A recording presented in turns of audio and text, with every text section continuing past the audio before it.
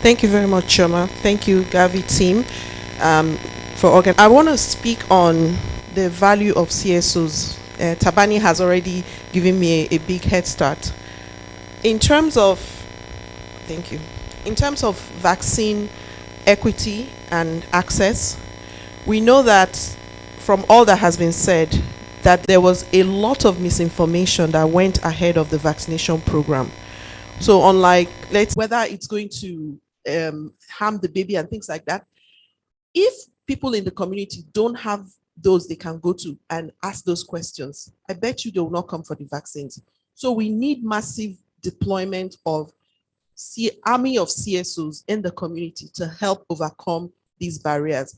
Otherwise, the funding that we are using for delivery will not give us the results we need.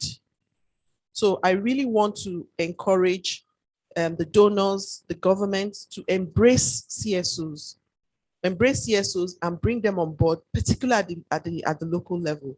That will be the game changer for COVID vaccine. Thank you very much.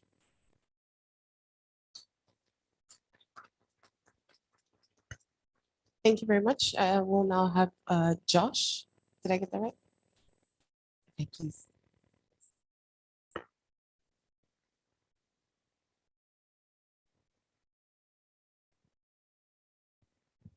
Thank you. Hi, I'm Joshua from Canada, and I was asked to just here to respond here. Thank you very much. That was excellent. The only way we're going to get out of this pandemic is from the grassroots. It will not come from federal governments. It will not come from national health ministries. It has to come from every different community. And we know it has to come from women. It's not going to be solved by men. It's going to be women banding together, bringing their children, getting vaccinated themselves, and showing leadership. And from the Government of Canada's perspective, we fully acknowledge that CSOs have to lead that movement. And so it's wonderful to talk about national plans and international structures and global mechanisms, but for us to actually ensure that everyone gets the shot that they deserve and have a right to, it has to come down to the community level. So I just wanted to recognize and salute the outstanding work that your organizations are doing. We will continue to advocate through the ACT Accelerator with COVAX, with GAVI, with the World Health Organization and the World Bank to ensure that CSOs get the support that they need, because we know from past experience, it's only when a whole of society and a whole of community perspective is taken that we're able to control infectious diseases and build the trust for the solutions that are out there. And so we need CSOs to hold governments accountable, but also to hold international institutions accountable. We also need them to bring forward the voice and perspectives of the most marginalized in their communities, who might not have that access themselves. But then we also need CSOs to bring those solutions back to the communities and show by example what we can do when we all work together. So thank you for sharing your perspective today.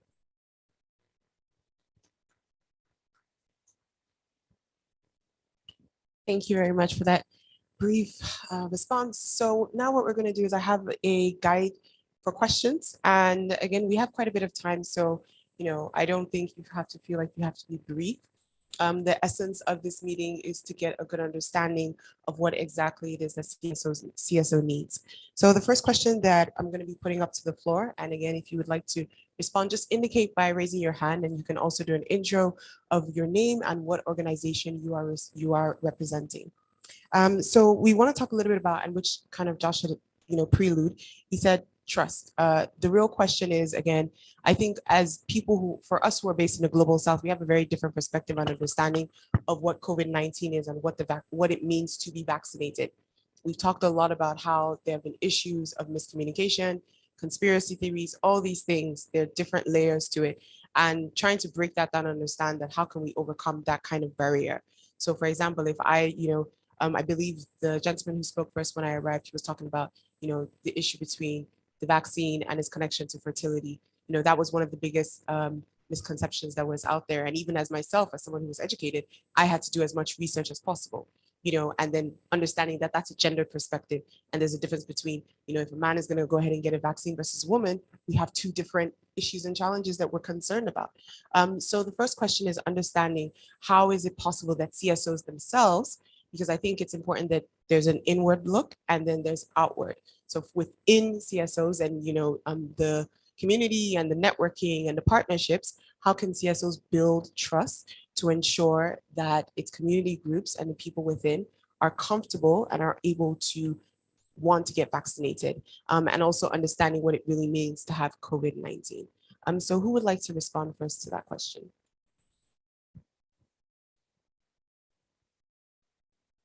Okay, so we have some CSOs online who would like to respond. Tian, oh, wonderful. We've heard from Tian throughout this conference. Tian, can you hear me? Yes, I can hear you. Can you hear me? Okay, there he is. Oh, so we're going to turn around. Tian, you're behind us. Oh, wonderful. Yes, so Tian is joining us and he's been with us throughout this conference. So I'm just going to throw it over to him. Thank you, Tian. Thanks so much. Really great session, and I think a really important space to have this dialogue. I'm just reflecting on where we've come from since the pandemic, specifically in the context of GAVI. You know, at the outset, GAVI really got a bad rap in terms of its role in COVAX and how that role was communicated, I think especially to communities. And so I'd love to hear some reflections from the GAVI team on what lessons they have taken away since the arrival of the pandemic in terms of their relationships with communities, of course realizing that not all civil society members are affiliated with GAVI. So beyond the groups that GAVI works with, what have their lessons been in terms of how their work has been understood and perceived at community level? The second reflection I'd really love to hear about is, what does transformation at GAVI look like? What does a transformed GAVI look like from the board level in terms of race, in terms of gender, in terms of representativity? Because of course, all of these things matter. And they matter because representation matters. And they matter because when we go into communities and we work with communities around building trust in institutions and bodies like GAVI, like COVAX, these questions are asked. And beyond just answering these questions, I do think that it is now a strategic moment for GAVI's leadership, as well as its role within COVAX, to re-look at how their work has been communicated thus far. How do communities understand their role and why? And then lastly, I'd just like to say there's been a lot of talk in the conference around hearing from communities. And what Josh actually said resonated because, you know, we're in this partnership with McGill University in Canada to track vaccines across Africa. But every time I hear CSOs should be more vocal, CSOs should be doing X, Y, and Z, I also think that throughout this pandemic, CSOs have been one of the only unfunded, non-profit-making groups that I expected to come to the fore time and time again. So my third question is, would GAVI be able to share with us some of their thoughts and ideas and plans and strategies of standing in the space for civil society when it comes to getting resources to civil society to do the work that GAVI, COVAX, WHO, all of these key players so desperately need us to do and that we want to do. But there is a serious resource mobilization question. And the burden that we put on CSOs at times does not come along with matching resources. So it's a question about resource mobilization and GAVI's role in terms of civil society work. It's a question around the leadership transformation of GAVI that we've been calling out.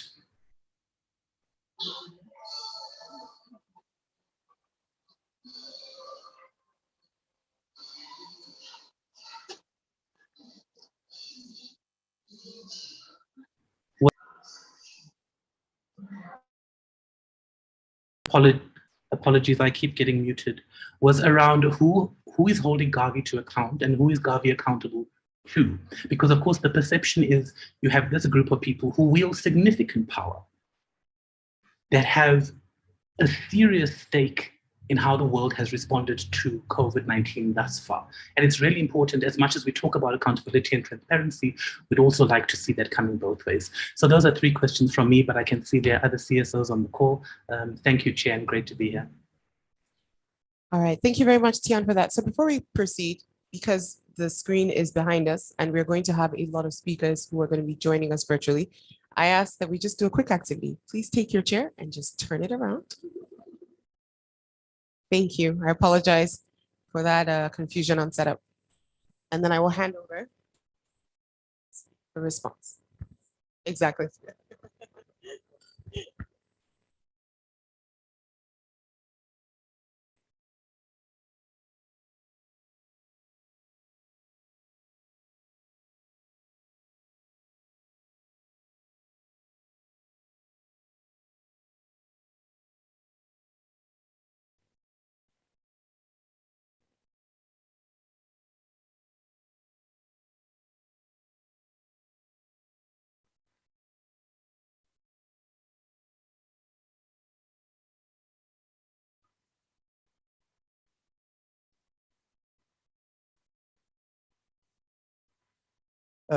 Thank you so much. And apologies for others. It was easy to turn your chairs around, but I was right at the back and I had to walk to this end. Apologies for that. Tiana asked a number of questions here that I will try to attempt to respond to. The first one is, what does inclusion or what does a transformed GAVI look like? And what I heard and sensed was that he was talking about inclusion in terms of diversity and voices at the table. I am proud to say, Tian, that the GAVI board actually tracks key metrics of diversity, including gender, and these begin at the board level in terms of looking at any bodies that are related to GAVI. There is a keen interest to look at who is in those spaces, both from a gender and a diversity perspective. For Africa specifically, I would say that at the board level, we have some governments, government ministers that are in the GAVI board.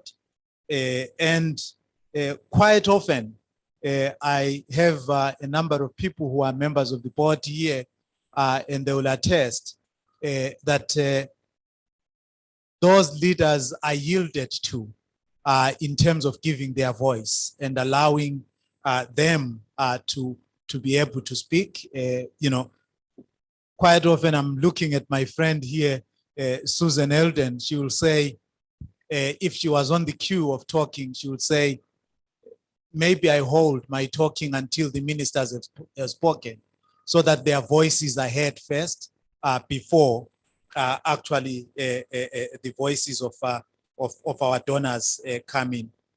In terms of who we are accountable to, it's a set of stakeholders. GAVI is an alliance, and it's we are accountable to the CSOs for starters, because they are represented in the board.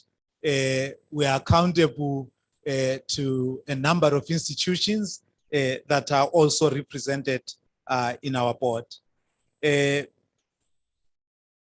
Lessons learned that we have learned during this period.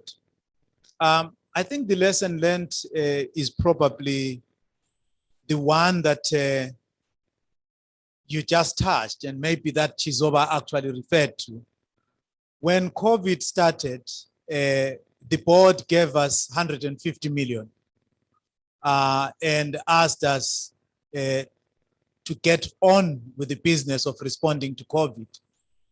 And what we did with that set of resources is that, of course, some of them were allocated and assigned to cold chain and other things, but there were also other for technical assistance. On the technical assistance front, we were very quick to give those resources to some of our alliance partners, namely WHO and UNICEF. The reason we did that was we needed to move with speed at that particular time. But as we continue with the pandemic and the response, and as I just referred to Chizoba's statement, we are actually realizing that there is a need for these resources to flow to the grassroots more. And in our conversations of the delivery partnership that you heard Ted speak about earlier on, which we are a part of, one of the emphasis that we have is that the next set of resources must be going to we call them expanded partners, because there is a broader set of stakeholders there, so that they are able to respond at a community level. The other thing that we also noted and learned here is that Africa has come to some point of a drumbeat as far as vaccine manufacturing is concerned. And in our engagement on the vaccine manufacturing, what we probably tended to communicate a lot was what it would take to do vaccine manufacturing. But when we're communicating that message, quite often, what I perceive was heard was that maybe we're not supportive of vaccine manufacturing in Africa. Yet what we were trying to really communicate was vaccine manufacturing is an important journey, but it has quite a journey for it to actually be actualized, whether it's regulatory and other things. And so if we were to rephrase it, or if we were to take a lesson, what I would say is that we would actually allow Africa to self-determine and support them in that regard, instead of telling them the challenges that are ahead. Because when you start by telling them challenges, it may be perceived otherwise. Yet all that we thought we were doing was to just give a reality check in terms of what it takes to go that journey. But we are supportive, and we want Africa to be on the lead and for us to support. Thank you. All right, thank you very much, sir. So we're going to go to Angela from CARE. She's going to contribute and give her response as well. She can just join us in the front. We can encourage her with a little clap. Thank you. Thank you. My name is Dr. Angela Wakweya. I'm the Senior Director for Health Equity and Rights at CARE USA, based out of Washington, DC. And would you have questions for me, or should I just answer to what I know? Okay. So with respect to PartsToArms, this is a critical, what we call in CARE, the tarmac to arm dilemma. Once the vaccines hit the tarmac, how do they get to the arms of individuals? And we see a number of barriers. First and foremost, financing of this delivery part of the vaccines. Delivery. Just like when you're buying a house, they often say location. So it is important for us to ensure that we deliver these vaccines, that they arrive at the port or on the tarmac of an airport in ways in which they are not going to expire in a short amount of time, that they're able then to be delivered to the last mile. The second piece that we are seeing as CARE is the issue of who actually puts the vaccine into the arm. Frontline health workers are key to that, 70% of whom are women. Right now, we are seeing in our statistics that 75% of people who receive vaccines are men, and 70% of women are the ones who test positive. So there's already a gender imbalance, and we at CARE put a focus on girls and women. And not only frontline health workers are majority women, 70%, but also those who are impacted by the pandemic are girls and women. And so there needs to be a focus on frontline health workers, because they are going to be critical to putting the vaccines into the arms. What does that mean? Health workers can be clinical, non-clinical. They can be paid or not paid. They can be volunteers or non-volunteer. And as such, we need to put an investment in them in terms of their training, in terms of their mentoring, in terms of their remuneration, because they will be the ones who put those vaccines into arms. And also they will be the ones who not only come from the clinic, that last mile clinic, all the way to the villages, to do the mobilization campaigns and to encourage people to go get vaccines. The third issue that we are seeing is vaccine hesitancy. It's huge. It's in the United States, it's a huge issue. Globally, it's a huge issue. And now as cases are coming down, the vaccine hesitancy and vaccine apathy is also coming into the mix. So there's a need to increase vaccine confidence. How do we do that? We cannot do that, even as an INGO, without local civil society organization partners. That means community-based organizations, it means national NGOs, it means faith-based organizations, the churches and the like, who are at that last mile to mobilize communities so that they can accept the vaccine at a time when they need it. The fourth issue that we see is an inability of coordination, and that's why this forum is extremely important. That coordination where GAVI, UNICEF, WHO, the Minister of Health brings partners to the table and make sure that we are also at the table with them.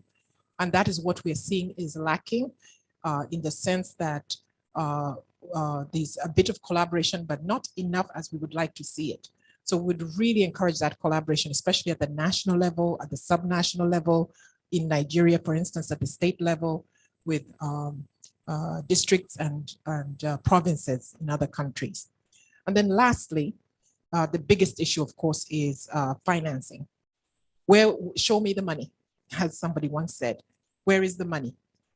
At CARE, we estimate that it's upwards of $47 billion that are needed for this delivery. As I mentioned at the beginning, delivery. $47 billion are needed. For every $1 that is spent on a vaccine, $5 extra are needed to deliver that vaccine. Let me say that again. For every $1 that we spend on a vaccine, an extra $5 is needed to deliver that vaccine. So where is that money coming from? It needs to come from bilaterals. It needs to come from governments of the global north, not as loans, but as grants. Because our task ahead is immunizing 7 billion people in the world, 7 billion people. And so we estimate that that delivery cost needs to come yesterday. As an international non-governmental organization, we've seen no money coming from government sector or public sector. We've seen a lot coming from the private sector to deliver vaccines, but very little coming from the government sector. So we need the government sector to put the funding aside to deliver on this vaccine, because you may ask, what is that $5 paying for? It's paying for that frontline health worker. It's also paying for the digital technology we will need. COVID-19 has taught us that if we're going to vaccinate 7 billion people globally, we cannot do it on paper. We cannot do it on paper. We couldn't do it with immunizing children. We couldn't do it in tracking antenatal visits for women. We need to go digital, and we need to go digital big time. So with that, thank you very much for giving me this opportunity to speak. Looking forward to working with you all. Take care. Thank you very much, Dr. Angela. So now we're going to have a rep from the Village Farmers.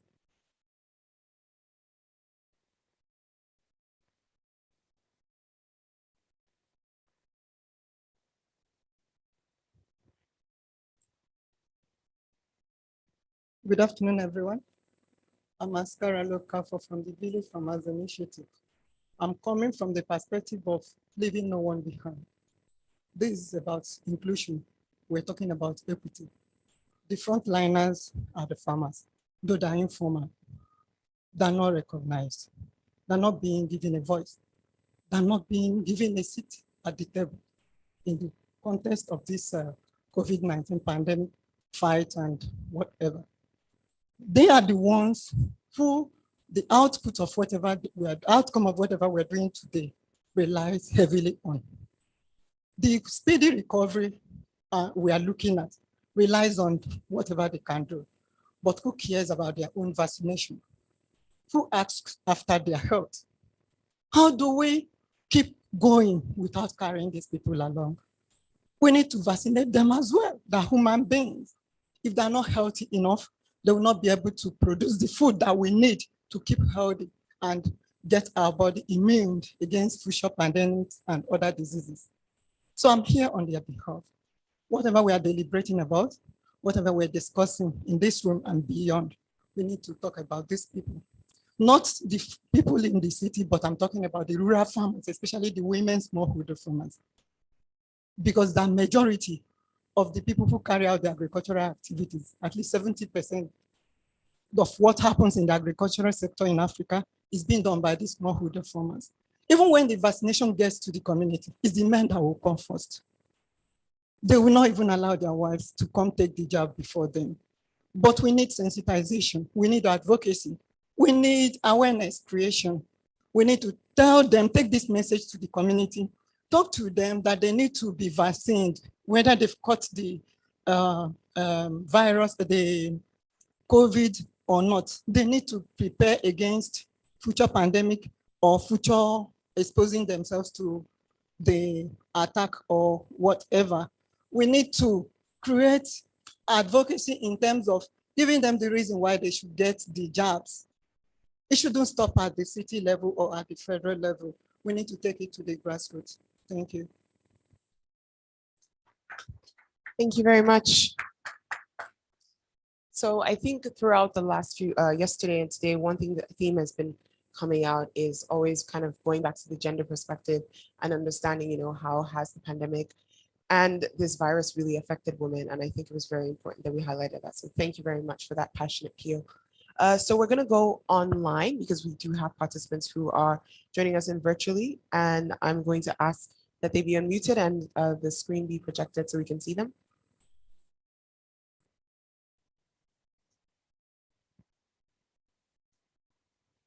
Technical, we'd like to go back to the online platform.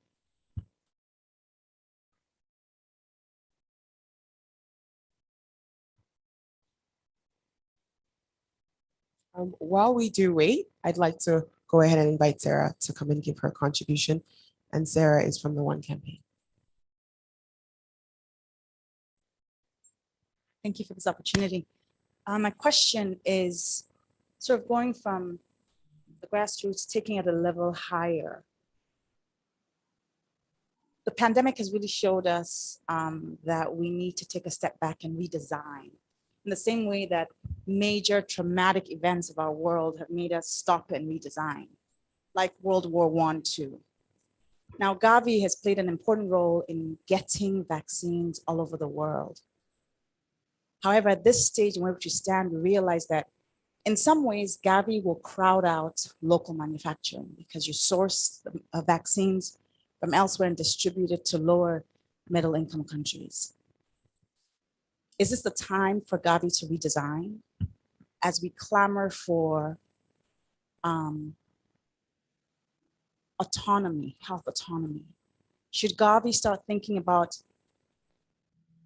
being one of the purchasers of vaccines in low and middle income countries so that we stop the 99% dependence of the continent from vaccines sourced from Europe, North America? So that's my charge to GAVI. Is it time? And how will GAVI respond to the local manufacturing question that Africa has awakened to and is really doubling down on building? Thank you. Thank you for taking this question. It was a very direct one. I couldn't have avoided it. I think that it is quite important to note that GAVI has been labeled the best kept secret of global health until this pandemic happened.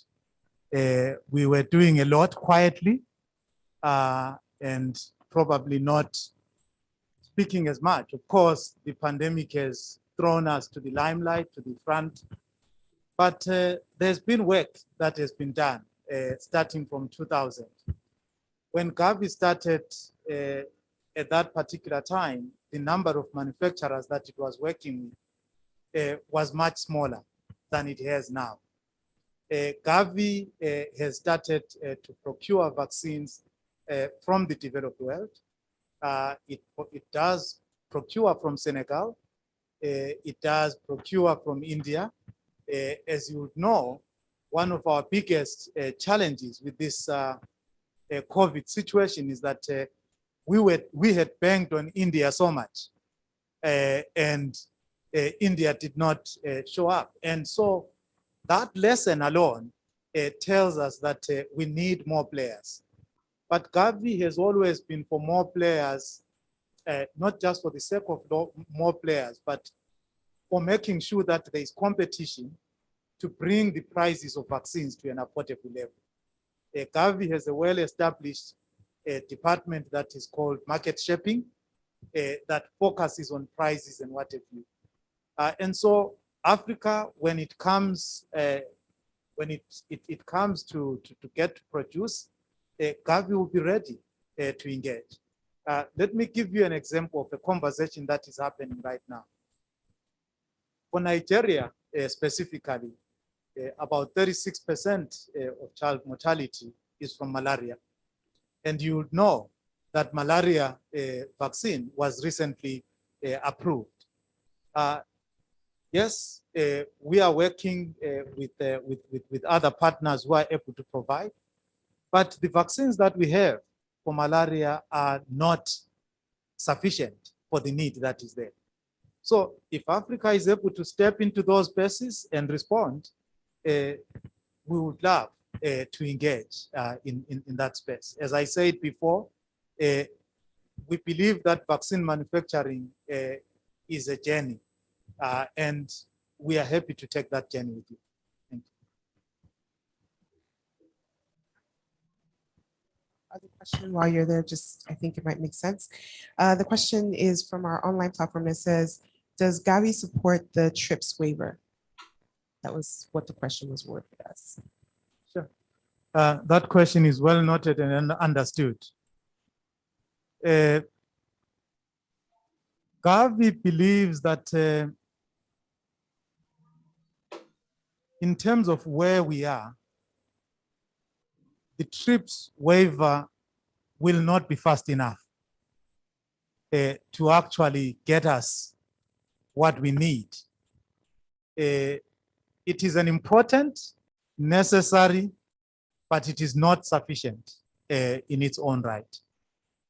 So what that means is GAVI really believes that intellectual technology transfer and transfer of technology is probably much more important than the TRIPS, because the know-how that is needed in vaccine production is really what would actually take us much further. The TRIPS is an element towards that journey, but it is not sufficient. That's my answer. Does anyone have a follow-up? All right, let's go over to Chioma.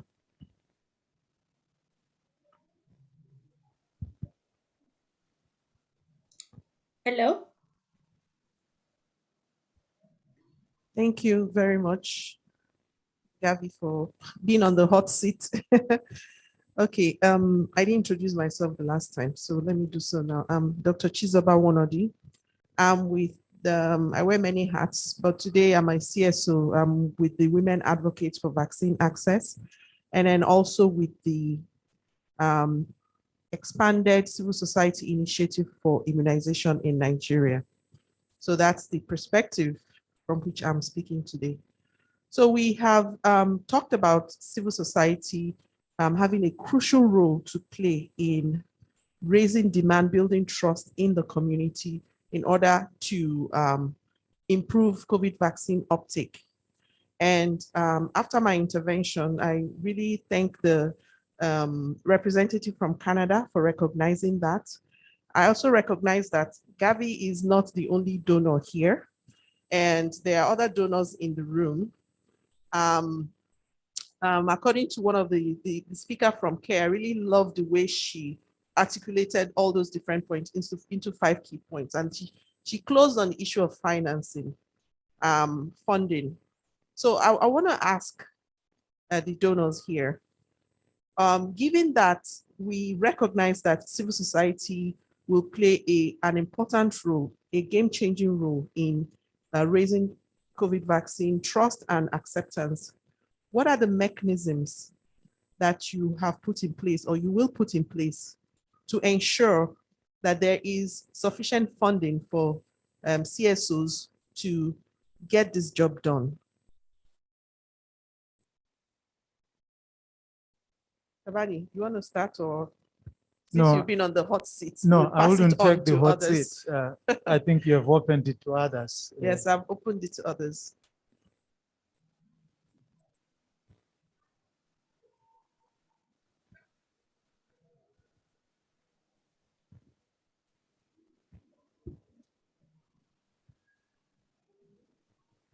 Many thanks for the question. It's a key question. I am Stéphanie Sédou, the French ambassador from France. Let me just say that we recognize this is a major issue. Bilaterally, our Agence Française de Développement, our bilateral development agency, has opened a specific channel for CSOs within the bilateral COVID response actions that we've set in place. And also, and I'm sure my colleague from Canada will say the same, that through the multilateral funds that we contribute to, GAVI, of course, also the Global Fund, we are really, really encouraging everything that is very actively going on, particularly in the Global Fund, which is revising its strategy so that we can improve the way that financing is channeled all the way down to CSOs who are smaller, who dedicate all their resource to action and not so much to procedures. And so how we can ensure that things are done more flexibly so that there's absolutely crucial players at grassroots level can get on with their work, get the financing they need, and that the machine, the organization, is put at their service and not the opposite. So as donors, we are very, very vigilant on that. And I have to say that there are just interesting conversations going on, going into that direction.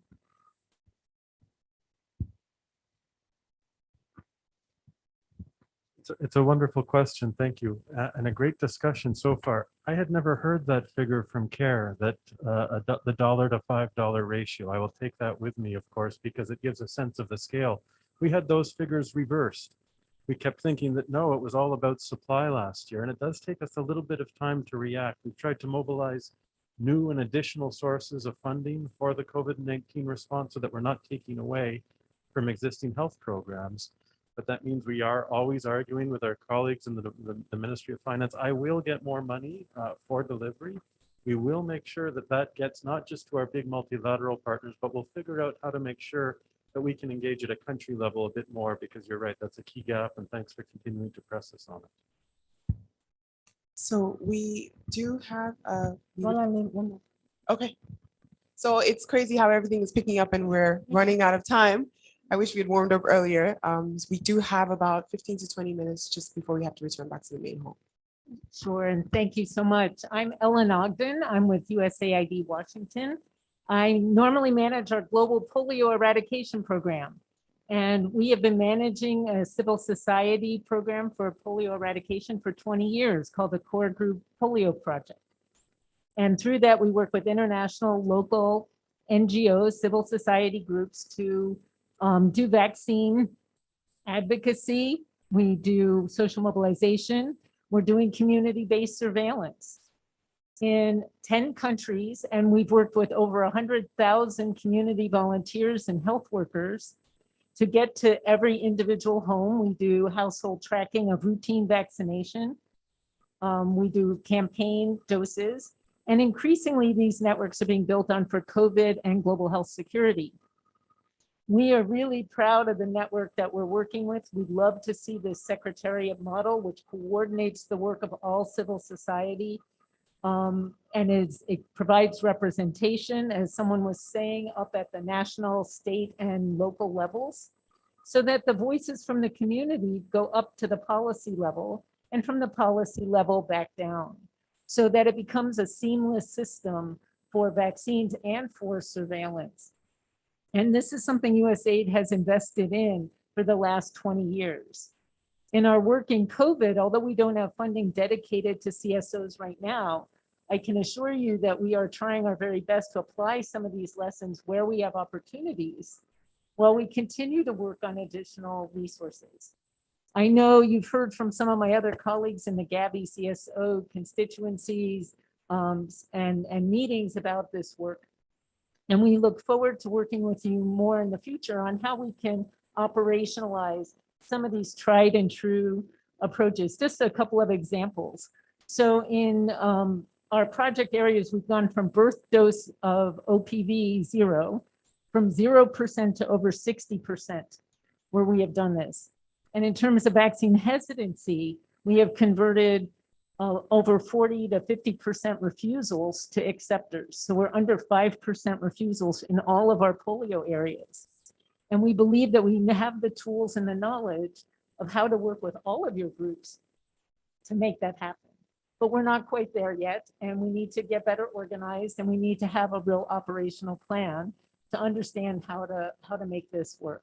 So I really want to thank you all for your efforts. We're totally committed to equity, to getting women vaccinators. 90% of our vaccinators are women, and health workers of the 100,000 are women. So really congratulate your efforts, and this is a very important discussion. So appreciate everything that you've said.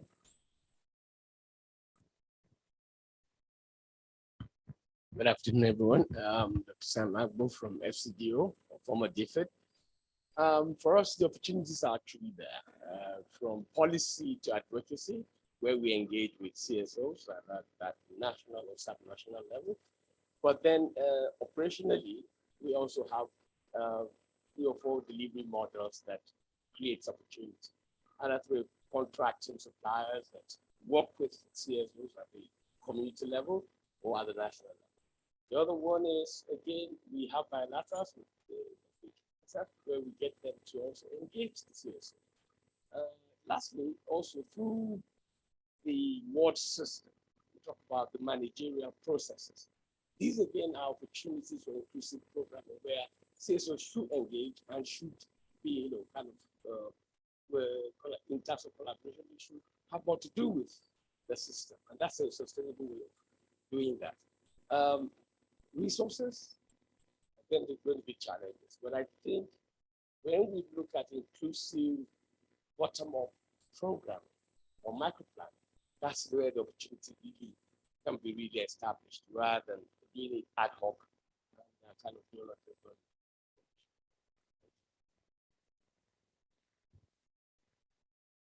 Hi, and I'm Susan, also from FCDO, and so Sam and I work together. Sam works at the country level, and then I also support GAVI at the headquarters level. And just hearing a lot of the sentiment, if I rewind back to the time in 2013, a lot of these same concerns, a lot of the same issues are almost replayed over and over. Human resources for health, does finances meet the clinic, all of this. And it was really a question for me, because the question came to us as what as donors. And it's really a question back as to how we need to do this differently, because what is most difficult for me to hear is that things might not have changed significantly, even though resources are flowing, even though that things are still happening. What I'm hearing from you is that there's still an appetite and things aren't the way that they should be. And so rather than just committing and saying, we want to provide more direct, we want to provide more flexible, I think it's also a chance for us to listen and to understand what's broken, what's not working, and how do we need to do this fundamentally differently? Because I'm hearing a lot of the same things that I've been hearing before, and that's difficult.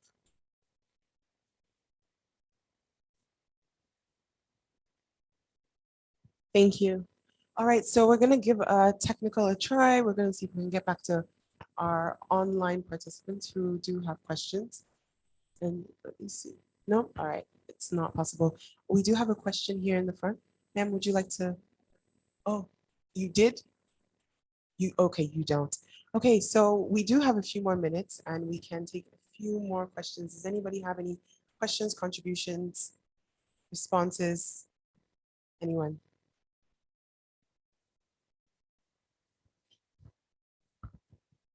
I do have a question for Chizoba and Madame who represented the farmers. This thing of the men being the ones who are actually getting vaccines and women not. It's the first time I'm hearing it in terms of being that acute. Can you give us a little bit of flavor? What is behind that? What is the story behind that?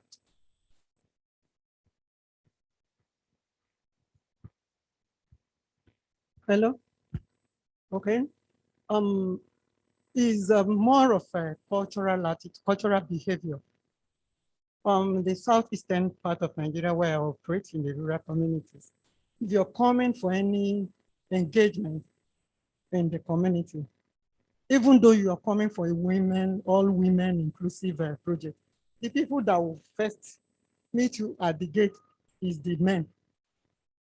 They are always the men. The men are always the gatekeepers. You will now come to them first, tell them why you came and what you want to do. They will now go back to their homes. The women will follow behind. But even at that, some of these women, men are polygamous. They marry like 2, 3 women, and they might not want a kind of you engaging directly. So they will still want you to pass through them. So I see it more of cultural behavior than any other reason. That's just it. You don't just come to a household where the man is the head of house, except in situations where the woman is the head of the household. Then it's easy for you to penetrate and talk to the woman direct and get her engaged in whatever you're coming for. But if the man, even if it is the son, in most cases, even when the head of household is a woman, but the son is an adult son, it's the son that will attend to you first before you get to the mother. So it's more of a cultural behavior. Very much. Anyone else want to contribute to that? Okay, I think, thank you, Tabani, for that. I think we need to study this more, but there are some anecdotal information that we're receiving around this. The first thing is what you mentioned, actually, the concern about COVID vaccination and its effect on fertility. That's a big one. And you know that many women in our climate either pregnant or wanting to be pregnant, or still in that fertility age group. So that concern is important. You talked about the older population. Why should they be concerned about fertility? Remember that it's only about 3% of the Nigerian population that is 65 and above. So it's actually a small proportion of the population that's older. Okay, so fertility is the first thing. The second thing is that women generally, and this we've seen this in other cases, women generally put others before themselves. So they put the health of the child, the health of the husband, the health of other family members before their own health. And this is a vaccine that is not for children, but for adults.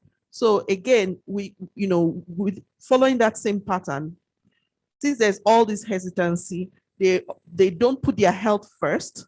So you would find that the uptake among women will be low. Then why are men interested in the vaccine more than women? I'm not sure, but I think we need to study it some more. It looks like, on the one hand, while it seems to, where there's a rumor that it reduces fertility in women, there's another rumor that it increases virility in men. So I don't know, I think we should study that. That might be also one of the reasons that we're seeing this gender disparity. Thank you.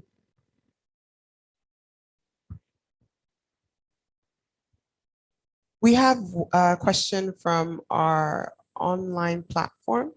And this question is specifically for GAVI. And the question says, what is GAVI's policy on ensuring contracts are open and transparent for accountability?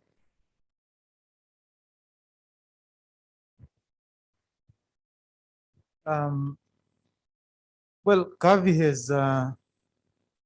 has a procurement policy, and that's what we try to use, or what we use in all our engagements of contracting, and that in itself should offer both safeguards for the organization, but also integrity for the process for those who are participating in it.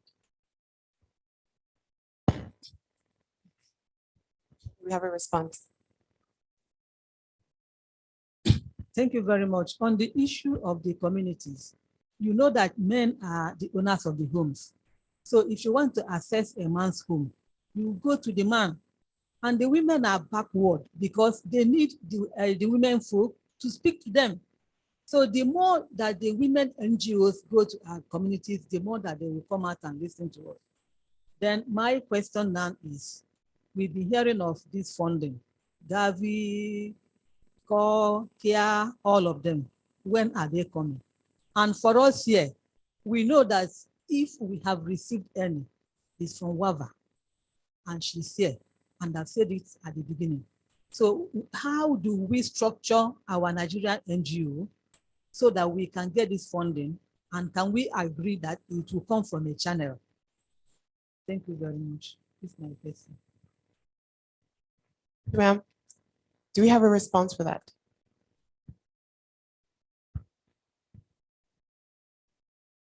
For the COVID set of resources, I would say that Ted spoke this morning of what we are calling the one country team. GAVI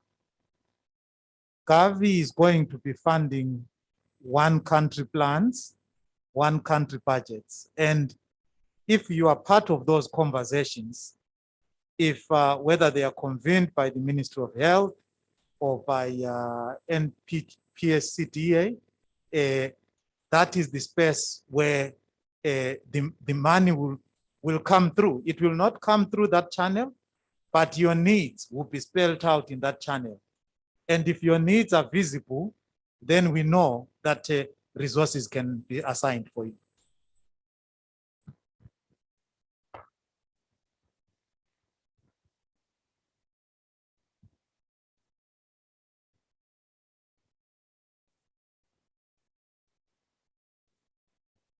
Go to technical. I believe Anne has a question.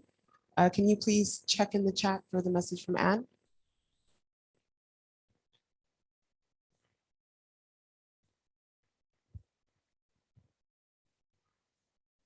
There's another question. It says, this is from Morenike. She says, is the summary that GAVI does not support the TRIPS waiver because it will take too long?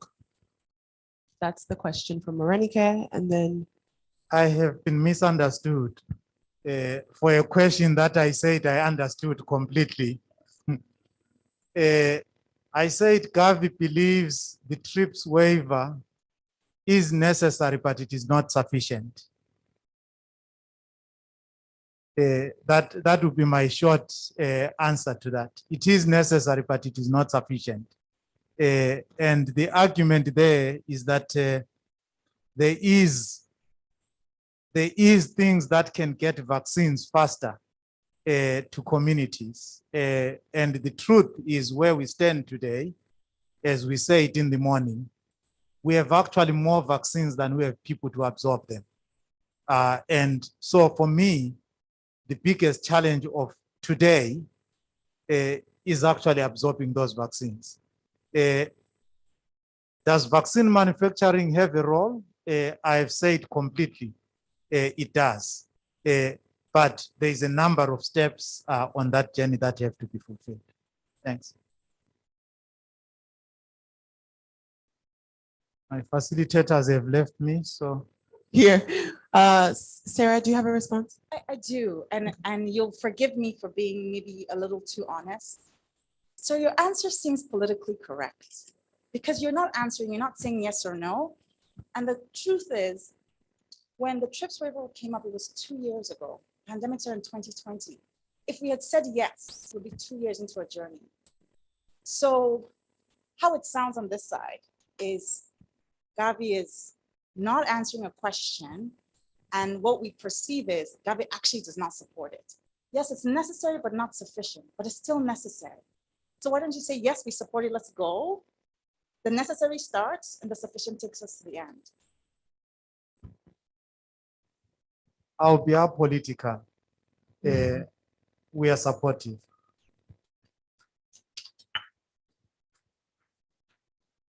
Anything else there?